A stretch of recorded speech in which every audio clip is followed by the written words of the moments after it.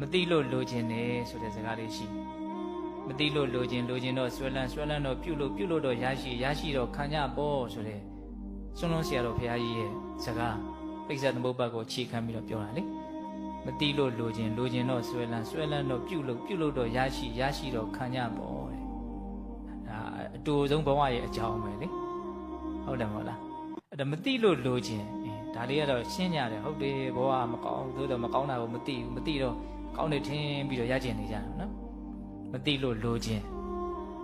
မတိလို့လိုချင်တဲ့အပိုင်းရှိတယ်လို့လိုချင်လို့မတိသွားတာလည်းရှိတယ်လို့အပြန်အလှန်နားလည်ဖို့လိုတယ်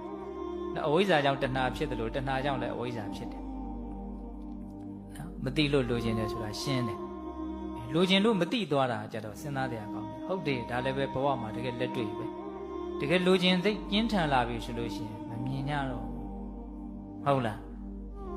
လိုချင်တော့ဘာဖြစ်သွားလဲမတိသွားတာပေါ့ဟုတ်လားဒါဘုံဘုံတို့ရသော်ဘုရားဟောတာတဲ့ဇတ်တော်လေးတစ်ခုရှိတယ်ဘုရားလက်ထက်က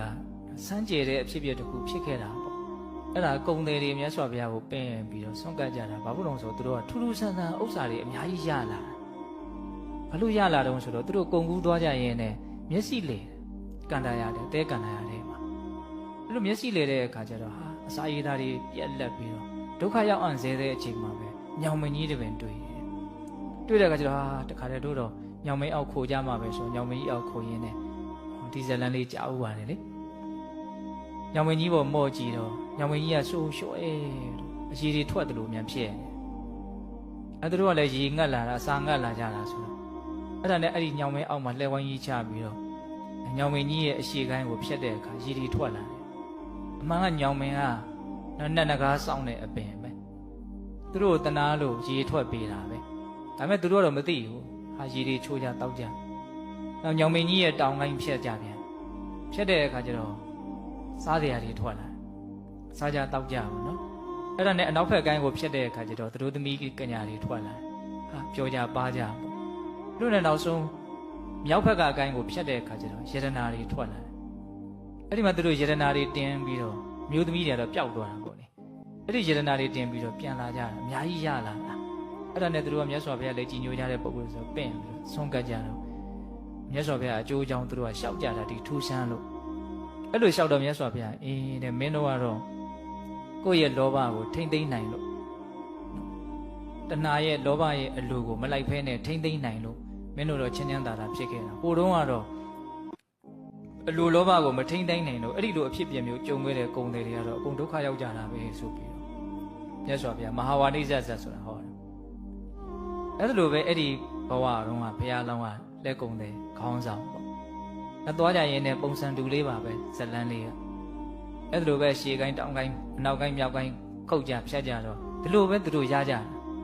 ပစ္စည်းတွေယတနာတွေအဲ့တကယ်ဆိုရင်ပြန်ခဲ့ဖို့ကောင်းပြီ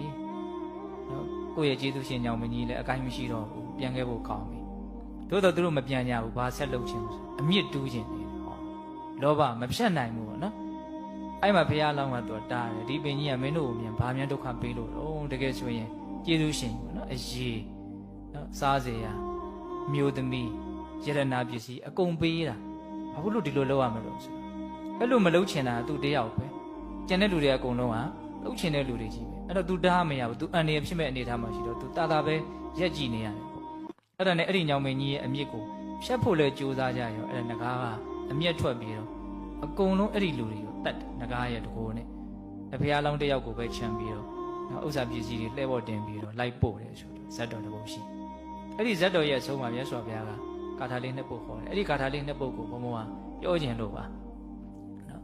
ဒါပေမဲ့ဇလန်းလေးတွေကလည်းပဲအမြင်လေးတွေကိုရနိုင်တယ်ပေါ့ဩလူတွေဟာနော်အလိုလောဘကြီးလာပြီဆိုလို့ရှိရင်မမြင်နိုင်ပါလားမသိနိုင်ပါလားလုံးတယ်မလုံးတယ်ပြောတယ်မပြောတယ်ဘာမှမတွေးတော့ပါလားဆိုတာလေးကို